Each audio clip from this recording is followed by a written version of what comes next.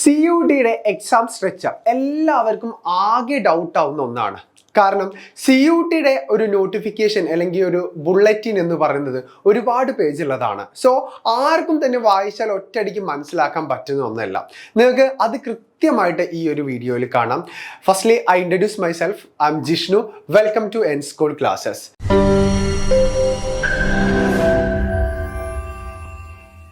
ഇന്ന് നമ്മളിവിടെ ഡിസ്കസ് ചെയ്യാൻ പോകുന്നത് കൃത്യമായിട്ട് നിങ്ങൾക്ക് എന്താണ് CUTയുടെ ടെക്നിക്കൽ സൈഡുകൾ കംപ്ലീറ്റ് പറഞ്ഞു തരിക എന്നുള്ളതാണ്. നമ്മുടെ CUTനെ 4ആയിട്ട് ക്ലാസിഫൈ ചെയ്തിട്ടുണ്ട് അല്ലെങ്കിൽ ഡിവൈഡ് ചെയ്തിട്ടുണ്ട്. First one section 1A, then section 1B, then section 2 and section 3.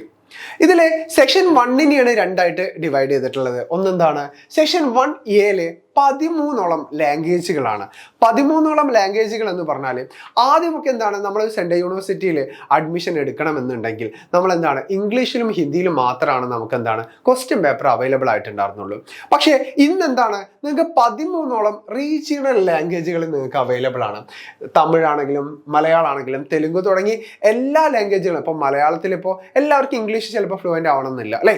Then അത്തരത്തിലുള്ള കുട്ടികൾക്ക് എന്താണ് മലയാളത്തിൽ വേണമെങ്കിൽ നിങ്ങൾക്ക് എക്സാം എഴുതാൻ സാധിക്കുമെന്നുള്ളതാണ്. ഓക്കെ, അതേപോലെ എന്താണ് അടുത്തൊന്നാണ് സെക്ഷൻ 1B എന്ന് പറഞ്ഞാൽ 20ഓളം വീണ്ടും ലാംഗ്വേജുകൾ നിങ്ങൾക്ക് കാണാൻ സാധിക്കും. അത് ഫോറിൻ ലാംഗ്വേജുകളാണ്. അതായത് പല വിദ്യാർത്ഥികളും എന്താണ് ഫോറിൻ ലാംഗ്വേജ് പഠിക്കാൻ താല്പര്യപ്പെടുന്ന വിദ്യാർത്ഥികളാണ്. എന്താണ് ഫോറിൻ ലാംഗ്വേജിന്റെ ബെനിഫിറ്റ് എന്ന് പറഞ്ഞാൽ പല ബെനിഫിറ്റുകൾ ഫോറിൻ ലാംഗ്വേജ് കൊണ്ടുണ്ട്. ഇന്നിപ്പോൾ എല്ലാവരും ആഗ്രഹിക്കുന്ന ഒന്നാണ് ഫോറിൻ ലാംഗ്വേജ് എന്നുള്ളത്. ഒരുപാട് കുട്ടികൾ ട്രെൻഡിങ് ആയിട്ട് ഫോറിൻ ലാംഗ്വേജുകൾ എടുക്കുന്നുണ്ട്. കാരണം അത്രത്തോളം സ്കോപ്പ് ഫോറിൻ ലാംഗ്വേജിന് ഇന്ന് ഉണ്ട് എന്നുള്ളതാണ്. സോ 20ഓളം ഫോറിൻ ലാംഗ്വേജുകൾ അവൈലബിൾ ആണ്. 20ഓളം French, Spanish, German, Nepali, Bodo ഇതേ തുടങ്ങി എന്താണ് 20ഓളം ഫോറിൻ ലാംഗ്വേജുകൾ നമുക്ക് CUTയിൽ അവൈലബിൾ ആണ് എന്നുള്ളതാണ്. ദെൻ അടുത്തതാണ് ഇത് സെക്ഷൻ 2 എന്നുള്ളത് 27 ഡൊമൈൻ സബ്ജക്റ്റുകൾ. ഡൊമൈൻ സബ്ജക്റ്റ് എന്ന് കേട്ടാൽ ആരും പേടിക്കേണ്ട ഒരാവശ്യമില്ല. നമ്മൾ +2ൽ പഠിക്കുന്ന സബ്ജക്റ്റുകൾ ഉണ്ടല്ലോ. ഇപ്പോൾ സയൻസ് കുട്ടികളാണെങ്കിൽ എന്താണ് ബയോളജി ഉണ്ടായിരിക്കും അല്ലേ. ബയോളജിയിൽ തന്നെ സുവോളജി, ബോട്ടണി ഉണ്ടായിരിക്കും. പക്ഷെ ബയോളജി എന്നുള്ള ഒറ്റ ടോപ്പിക് ആയിരിക്കും ഉണ്ടാവുക. ദെൻ എന്താണ് കെമിസ്ട്രി ഉണ്ടായിരിക്കും, ഫിസിക്സ് ഉണ്ടായിരിക്കും, അതേപോലെ മാത്സ് ഉണ്ടായിരിക്കും. ഇനിയിപ്പോൾ കൊമേഴ്സിലെ കുട്ടികളാണെങ്കിൽ എന്താണ് അക്കൗണ്ടൻസി, ബിസിനസ് സ്റ്റഡീസ്, എക്കണോമിക്സ് തുടങ്ങി കോഴ്സുകൾ ഉണ്ടായിരിക്കും. അതേപോലെ കമ്പ്യൂട്ടർ ആപ്ലിക്കേഷൻ ഉണ്ടായിരിക്കും. ദെൻ ആർട്സ് ഡിഗ്രികളാണെങ്കിൽ എന്താ അല്ലെങ്കിൽ ഹ്യൂമാനിറ്റീസ് പഠിക്കുന്ന വിദ്യാർത്ഥികളാണെങ്കിൽ എന്താണ് അവർക്ക് ഹിസ്റ്ററി ഉണ്ടായിരിക്കും, ജോഗ്രഫി, പൊളിറ്റിക്കൽ സയൻസ്, സോഷ്യോളജി തുടങ്ങി ഇനിയിപ്പോൾ സൈക്കോളജി ആണെങ്കിലും തുടങ്ങി സബ്ജക്റ്റുകൾ നിങ്ങൾക്ക് ഉണ്ടായിരിക്കും അല്ലേ. അങ്ങനെ 27ഓളം ഡൊമൈൻ സബ്ജക്റ്റുകൾ നിങ്ങൾക്ക് CUTയിൽ അവൈലബിൾ ആണ് എന്നുള്ളതാണ്.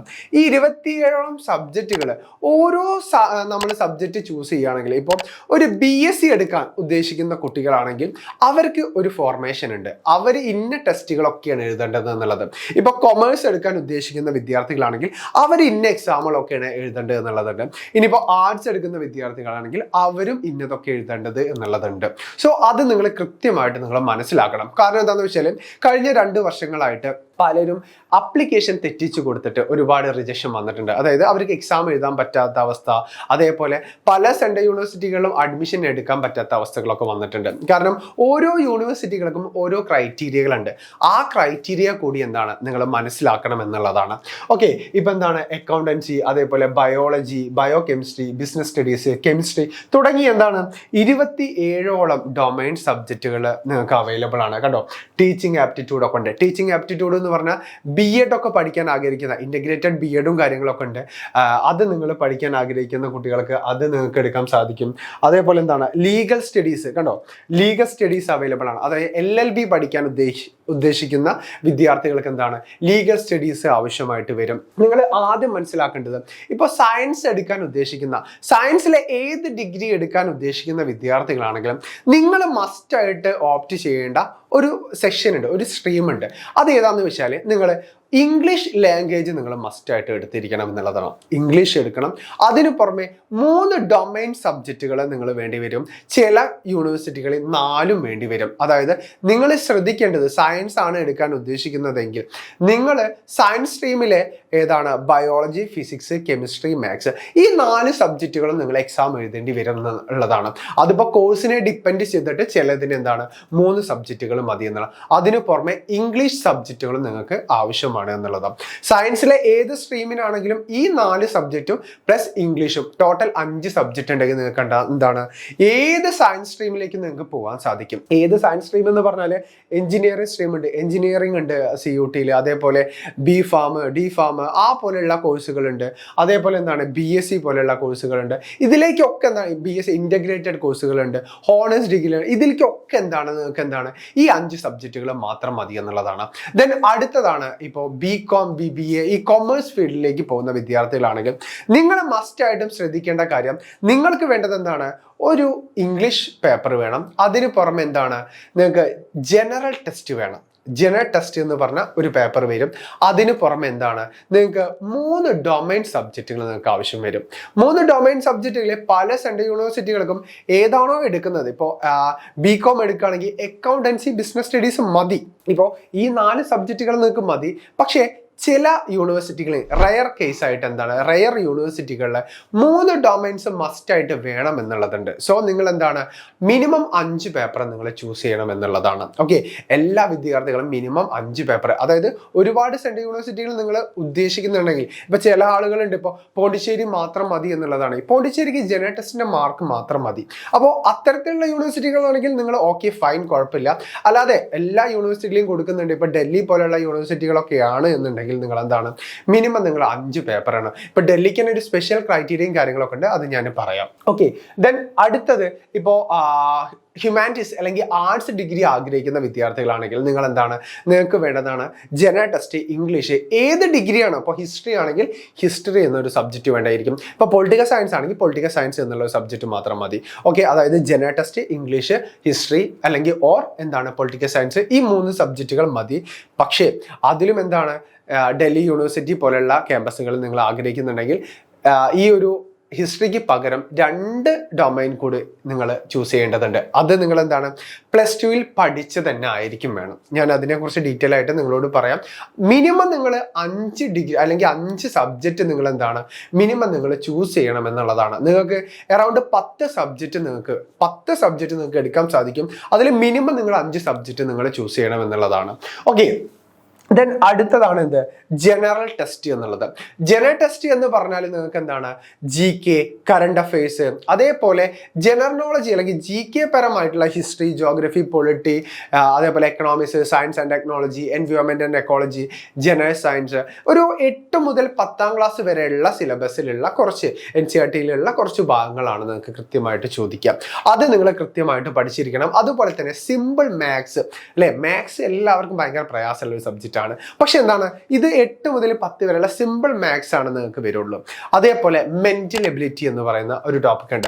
ഈ കോമ്പറ്റേറ്റീവ് ലെവൽ എക്സാംസിന് മാത്രം ആവശ്യമുള്ള ഒരു ടോപ്പിക്കാണ് മെന്റൽ എബിലിറ്റി എന്നുള്ളത്. ഇപ്പൊ coding, decoding, number series, letter series തുടങ്ങി സിമ്പിൾ ആയിട്ട് നല്ല ടെക്നിക്കുകളൊക്കെ യൂസ് ചെയ്ത് പഠിക്കാൻ പറ്റുന്ന ഒരു മെത്തേഡുകൾ സബ്ജക്റ്റ് കൂടി ഈ ഒരു ജനറൽ ടെസ്റ്റിൽ വരുമെന്നുള്ളതാണ്.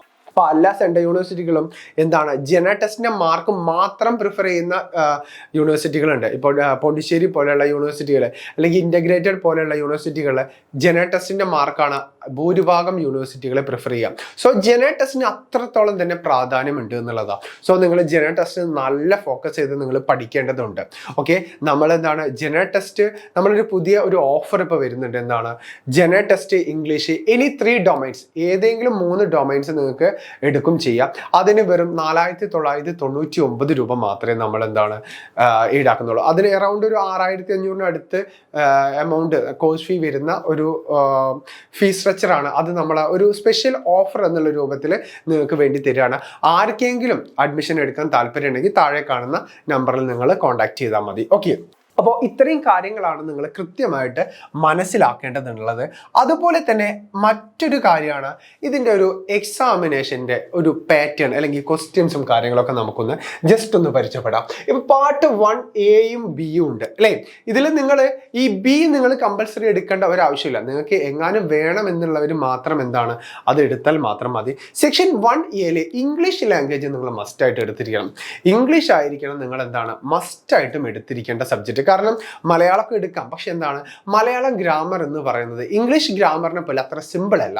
സോ നിങ്ങൾ എന്താണ് ഇംഗ്ലീഷ് നിങ്ങൾ എടുക്കാൻ ശ്രദ്ധിക്കുക. ഇംഗ്ലീഷിലാണെങ്കിൽ നിങ്ങൾക്ക് എന്താണ് 50 ക്വസ്റ്റ്യൻ ഉണ്ടായിരിക്കും. ഈ 50 ക്വസ്റ്റ്യനിൽ നിങ്ങൾ 40 ക്വസ്റ്റ്യൻ മാത്രം നിങ്ങൾ അറ്റൻഡ് ചെയ്താൽ മതി.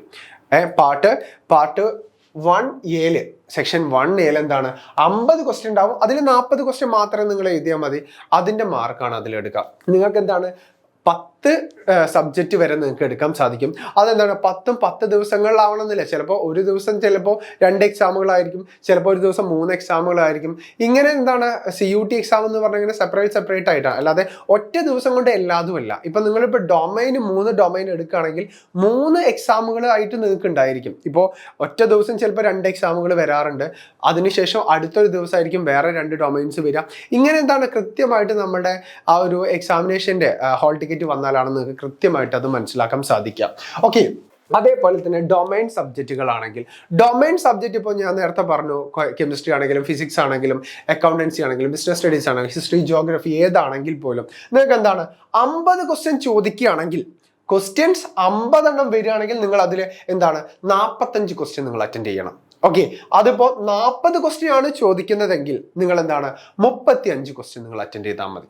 ഓക്കെ, ഡൊമൈൻ സബ്ജക്റ്റ് നിങ്ങൾക്ക് 50 ക്വസ്റ്റ്യൻ ആണെങ്കിൽ 45ഉം 40 ആണെങ്കിൽ 35 ക്വസ്റ്റ്യൻ നിങ്ങൾ എന്താണ് അറ്റൻഡ് ചെയ്താൽ മതി എന്നുള്ളതാണ്. ഓക്കെ, അടുത്തതാണ് ജനറൽ ടെസ്റ്റ് എന്നുള്ളത്. ജനറൽ ടെസ്റ്റ് ആണെങ്കിൽ എന്താണ് 60 ക്വസ്റ്റ്യൻ ചോദിക്കും. അതിൽ നിങ്ങൾ കൃത്യമായിട്ട് 50 ക്വസ്റ്റ്യൻ നിങ്ങൾ അറ്റൻഡ് ചെയ്താൽ മതി. ഓക്കെ, അപ്പൊ ഇതിൽ 50 വരും, ഇതിൽ 45 അല്ലെങ്കിൽ 35 വരും, ഇതിൽ നിങ്ങൾക്ക് 40 വരും. ഓക്കെ, ഇതാണ് നിങ്ങൾ എന്താണ് ആ ഒരു എക്സാമിന്റെ പാറ്റേൺ എന്ന് പറയുന്നത്. സോ നിങ്ങൾ കൃത്യമായിട്ട് ഇത് മനസ്സിലാക്കിയിട്ട് വേണം നിങ്ങൾ പഠിക്കാൻ. ഈ ഒരു 60 മാർക്ക് എന്ന് പറഞ്ഞാൽ അല്ലെങ്കിൽ 50 മാർക്ക് 60ൽ 50 മാർക്ക് എന്ന് പറഞ്ഞാൽ ഇതിൽ GK വരുന്നുണ്ട്, കറണ്ട് അഫയേഴ്സ് വരുന്നുണ്ട്, സിമ്പിൾ മാത്സ് വരുന്നുണ്ട്, അതുപോലെ തന്നെ എന്താണ് ന്യൂമറിക്കൽ എബിലിറ്റി, മെന്റൽ എബിലിറ്റി എല്ലാം ഉൾപ്പെടുന്നതാണ് ഇത് ഈ ഒരു 60 മാർക്ക് 60ൽ 50 മാർക്ക് എന്ന് പറയുന്നത് ജനറൽ ടെസ്റ്റ് എന്ന് പറയുന്നത്. ഓക്കെ, അപ്പോൾ ഇതാണ് നമ്മുടെ ഒരു പാറ്റേൺ എന്ന് പറയുന്നത്. കൃത്യമായിട്ട് കണ്ടോ 10 സബ്ജക്റ്റ് വരെ നിങ്ങൾക്ക് എന്താണ് എക്സാമിന് ചൂസ് ചെയ്യാം സാധിക്കും എന്നുള്ളതാണ്. സോ നിങ്ങൾ അപ്ലൈ ചെയ്യുന്ന സമയത്ത് നിങ്ങൾക്ക് ഒരുപാട് ഡൗട്ടുകളും കാര്യങ്ങളുണ്ട്. കൃത്യമായിട്ട് നിങ്ങൾ അപ്ലൈ ചെയ്യണം. എങ്ങാനും അപ്ലൈ ചെയ്യുമ്പോൾ എന്തെങ്കിലും സംശയം ഉണ്ടെങ്കിൽ നിങ്ങൾക്ക് നമ്മളെ കോൺടാക്ട് ചെയ്യാം. താഴെ കൊടുത്ത നമ്പറിൽ നിങ്ങൾക്ക് വിളിച്ച് ചോദിക്കാവുന്നതാണ്. എന്ത് ഡൗട്ടും നമ്മൾ കൃത്യമായിട്ട് ക്ലിയർ ചെയ്ത് തരും. ഒരു കുട്ടി പോലും എക്സാം അപ്ലൈ ചെയ്യുമ്പോൾ പ്രയാസപ്പെട്ടു എന്ന് വെച്ചിട്ട് അവർക്ക് എന്താണ് സെൻട്രൽ യൂണിവേഴ്സിറ്റി മിസ്സായി പോകരുത്. ഓക്കെ, അപ്പോൾ എന്തായാലും അടുത്തൊരു വീഡിയോയിൽ കാണാം.